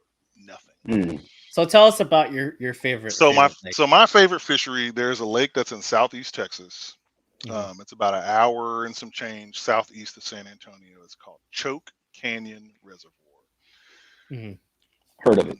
not trying to blow this lake up or anything like that, but bro, it's literally Jurassic Park, and I mean that in every sense of the word. There are 14 plus 15 plus foot alligators everywhere in this lake, and there are gigantic fish in this lake, like just giant bass, freak bass everywhere in this lake. And there's a river that flows into it, so you got river, you got backwater, you got tons and tons of wood, you got grass. Bro, this lake is it's a phenomenal fishery, man. Like it's no Mm. kidding. If this lake is like 6.5 hours for me, but it's That's one that I south. yeah, but it's one that I wish, bro. If this lake was 2 hours for me, I'd be at it every single weekend. Yeah. I'd be at it every single weekend. And it fishes the same way year round, no matter when I've been to it. I'm actually going out there in May, and yeah, it's one I look forward to getting down there to every single time I get an opportunity to go fish it, dude. I rolled up on a 14 and a half foot gator out there last year. Like, Wow. I mean, literally rolled right up on top of it. And so I'm coming. So I launched on the river, and there's a cut about half a mile down the river that cuts across over into some backwater where there's like a lot of shallow timber, Hmm. and there's like a big spawning flat and some other stuff back there. But this cut is about 15 feet wide, but about 35 yards long. So, Yeah. I went across the cut to go back there, fish the backwater. I was probably back there 3, 4 hours. And then I was like, all right, I'm going to wrap it up and I'm going to head back to the ramp. Boom, I'm coming down. I get to the mouth of the cut, and there's a bass boat on the other end of the cut on the Hmm. riverside. I'm in the backwater side. I get to Yeah. the mouth. They're at the mouth of the riverside. As I'm turning into the cut, they start waving. So I was like, Is it this way? no, it's not that wave. It should have been that wave, but it wasn't. Yeah. So I was like, "Hey, what's up?" And then they wave again as I'm still going, pulling into this thing, and I was like, "Hey, what's up?" Like, Yeah. da-da-da-da. They never said anything. So I'm rolling, rolling, rolling, and dead center in the middle of this cut, there's like uh, something like a hump that's sitting up out of the Yeah. water like this, and Yeah. it looks like like one of those gigantic like construction tires, like the Hmm. big ones that are on like those big, huge, Oh huge my things, gosh. Yeah. bro. So, Yeah. but also basically the way the gator was sitting in the water, she was sitting in the water like this, where her back was just exposed, but her head was completely under the water, tail was completely under the water. You couldn't see any of her legs or anything. It literally just looked like a gigantic construction tire just Wow. floating upright in the water. And as I'm getting closer to it, I'm closing in on it. I'm like, 15 yards, 10 yards, 5 yards. And as I'm getting closer and closer, I'm looking, and I said in my mind, I said, "Dang, that's a big old tractor tire in the water." And at the same moment, I'm like 5 yards away from this thing, and simultaneously as I said, "Dang, that's a big tractor tire," in my head, I yell out, "That's a effing gator!" And bro, she freaking she like s- spun real Yeah. hard and dove under my boat. Dude, this thing moved so much water, bro. You would have thought a bass boat that was sitting right next to my kayak, dead still, just took off 90 miles per hour from a dead stop. Bro, Wow. that's how much water this thing moved, dude. I hit a U-turn so hard, my kayak was completely on its side. My fins weren't even in the water. I was kicking Wow. so hard, so fast. I'm pretty sure my drive was smoking. Dude, I hit that U-turn and I go pumping out of there, out of that channel, and I get back over to the backwater side. And I'm like looking over my shoulder and I'm screaming. I'm like, "Do y'all see her?" And the guys on the boat are like, "No, I don't see anything." And they could have yelled at me that gator was there, but they didn't say anything. They were just like waving. They're And like, bye. bro, so I get out and I turn around, turn the bow of my boat pointing into the cut, because I want to see if she's gonna pop up anywhere. Yeah. And I sit there for like 5 minutes and she never comes up. And I'm like, golly, I was like, where's this thing at? So Yeah. I dropped my active target transducer in the water, and I turned that on, and I was like, man, I got to get across this cut because I can't just sit over here all day. I got to get across here. And it's about 9 feet deep. So I was like, screw it. I'm just going to punch it across here. So I Yeah. just kick it across this channel as fast as I can. I get over there to the boat, and the guy is like, he's like, "Yeah, man, we saw that alligator over there." And I was like, "We tried to tell you." And I was like, "Yeah, you could have said something." I was like, "Cause dude, I'm not joking, if I that gator was her back was almost twice as wide as my PA-14. Yeah. Like, I'm not joking. That thing was so Wow. the PA-14 is 30, 35 and a half, 36 inches wide. That the part of that alligator that was out of the water and It's like exposed, 72 inches. it was almost 80 inches wide, bro. It Oh, was wow. insanely big, dude. This thing was so big. Why? So, what makes you want to go back if it's your favorite lake? Are you Yeah. just So, intrigued? The fishing, bro. Like yeah. the fishing is incredible. And at the same time, the gators, they don't bother you, but it's just awesome to be in a fishery like that where you're surrounded with literal dinosaurs, bro. That Oh, Yeah. they're wildlife and on the dinosaurs. banks, they're swimming around. There's like wild flamingos that are there, that are out there flying around. Yeah. There's freaking wild turkeys and javelina everywhere, bro. Like you'll be at the campsites and there's just huge packs of javelinas that just walk through your campsite. Like they're like dogs, bro. So They just come. you feel like you're in the safari or like Oh, bro, it's the insane, zoo. dude. There's nothing like it probably anywhere else that I've ever been. It is an incredible place to fish. It's an incredible Zach, area to be in. let's go. No, yeah, bro. Let's I was go, gonna man. ask you.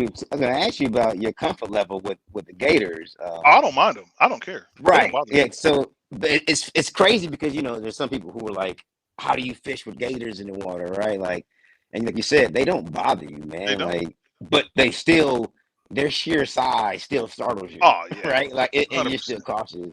It's Like just being, unnerving, but yeah, I yeah, but yeah, yeah, yeah. but I keep that 45 on me, so Yeah, I be yeah, ready for man. them. Like the year before last, I fished it earlier in the year where it was actually right at their mating season. So I don't know if you've Yeah. ever been around an alligator that's in the mating season. They get real territorial, and I pulled into Yes. this pocket, and about a 12 and a half footer literally swam right up to the back of my boat, like right up to the back of my PA-14, right over my left shoulder, and she was maybe 4 feet off the side of my boat, and she did that rumble thing where the water Yeah. droplets roll up off their back. Bro, now that right there, that'll tighten you up. But Yeah. I turned around, I grabbed my 45, and I literally said out loud, I was like, you can try it if you, I looked at her and I said, you can try it if you want to, but you got the right one. You will be a pair of boots and a belt before the day is over with. Yeah. So I started fishing in Florida. That's where I started kayak fishing at. Well, started fishing. Period. It was in Florida in 2018. So I had to get used to gators. Period. You know They're what I everywhere. mean? They're everywhere out there. But in my mind too, right? Like pistol or not, them things are fast, bro. Like, and if they want you, they gonna get you. You know what I mean? Like, so it is what it is. I'm I'm out there. faster. Hey, nah, I'm faster. I'm John Wayne with that thing. Yeah, okay. John, John Wick. It don't matter. Like, hey, all Johns get eaten by the Gators, bro. Like, if he wants you, they can Wait, find out. They can find out real quick. So if it's mating season, that gator could possibly jump in your boat and try to take you out. No, they're just aggressive. It's really just an aggression thing. It's an intimidation thing, dude. A gator is really not going to bother you. I mean, because most of the time they're opportunistic predators, so they're looking for smaller prey that's again that's thrashing around. Okay. Something like that. Yeah, sure. You can watch National Geographic all day and watch those big alligators, come about the water and snatch a wildebeest into the lake and stuff like that. But bro, that doesn't really happen like that here. You would be hard pressed. It is very, very rare that an alligator attacks or even really approaches a person in the water. Oh, a person. It's not something that happens very often, just simply because you're a much bigger thing mammal. You're if you were like a dog or something like that, it might run up on you. But if my little dog, my little Shiba, 100%. If it was like up there at the bank line or something like that, it'd probably dart out and try to snatch it, because it does happen all the time. But like a person, it's very, very rare. A kid, a little bitty kid or something like that, sure, because that does happen as well. But like if you're in a kayak, bro, 9 times out of 10, an alligator, they see you, especially like so when you pull into like a pocket, they're laying up on the bank. They literally will slide off the bank and into the water, and they'll disappear. Oh, okay. But they're like, dude, there's alligators basically in every single body of water in the state of Texas. Just because you don't see them does not mean that they're not there. There are gigantic gators that are in Lake Fork. There are gigantic gators that are in Lake Louisville. There are gigantic gators in this lake right here by my house. Will they eat a topwater? Yes, bro. When we were in Florida last year for ICAST, Charlie made the mistake of throwing a whopper plopper. We were down in the Everglades. Oh my god! And he was rolling that whopper plopper back, bro, and that gator, wow, hit that thing so fast, bro. That whopper plopper was gone, dude. I'm talking about in a split second. You couldn't even blink as fast as that gator hit that. Damn, gone. It's funny too, because the smaller gators will actually come to your boat. Yeah, the little ones will come up. They're investigative. They'll come up and look at you. And they might even try to come jump about the water a little bit. But the big ones, they don't. They move out pretty quick. Oh, okay. Yeah. But I mean, but during mating season, again, territorial. If you're kind of in their area, like if there's baby gators around, stay away from them. Don't get away. Yeah. There's a high probability that you might get messed with. But outside of mating season and all that other stuff, bro, they're gonna dip out on you. They're not trying to. Would you say bring a gun, a 45 during mating season? Bro, you better be carrying anywhere you go. Period. It don't matter if it's mating season, gator season, whatever. Yeah. Because you never know. Yeah, you just never know. You might be at the boat ramp and get jumped by a pack of wild turkeys, like I almost did. Well, man, hey, thanks for hopping on the podcast, man. I really appreciate it. Brandon. Yeah, bro, I appreciate you. Time. It's a lot of fun. And hopefully, I'll bring you on later on the year, hopefully sooner, and we'll just do like a tournament recap or something, and then maybe we'll plan a trip next year. Definitely, let's plan a trip, man. I'd love to either get you out here or I get out that way or something. Yeah. And yeah, man, that'd be a lot of fun. Yeah, I'll fly or something, and I'll get you a kayak. Oh, and Zach, I don't know. Just let us know. Let us know if you wanna go to Texas. I got access to boats, so anything that you guys need, that's no problem at all, man. You bring whatever tackle and gear you want to bring, and don't even sweat a boat. I got you on boats. Let's go to alligator season over at Choke Canyon. I'm down. I mean, I'm down. if we want to do something for the fall, or October is a good month. I think. Yeah, you ain't saying nothing but a thing to me, player. All right, man. Well, thanks a lot, guys. I appreciate your time. And if you guys want to tune into the episode, go on to Spotify or Apple Podcast. You could re-listen to the whole entire thing. I appreciate you guys' time. Make sure you go check out the next episode. I'll be giving away either $100 in credit for a Z-Pro battery or a 10 amp hour. So, yep. Thanks again for tuning in. All right, man. Peace.